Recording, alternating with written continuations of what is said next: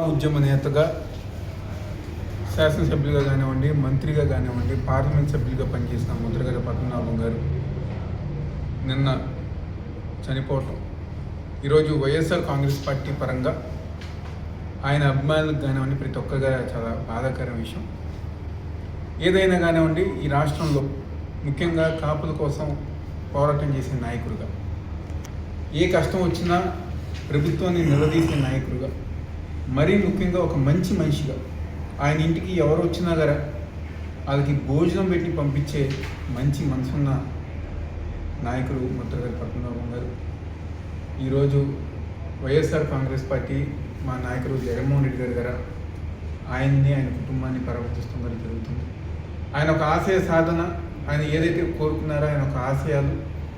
YSR Congress party Jaganmohan Reddy గారి ఒక నాయకత్వం అందరం ముందుకు తీసుకెళ్తామని చెప్పని, ఆయన ఆత్మశాంతికి చేకూరాలని చెప్పని, అదేవిధంగా ఆయన కుటుంబానికి ఆ దేవుడు ఒక ఆశీస్సులు ధైర్యం ఇవ్వాలని చెప్పి మనసులో కోరుకుంటూ సెలవు.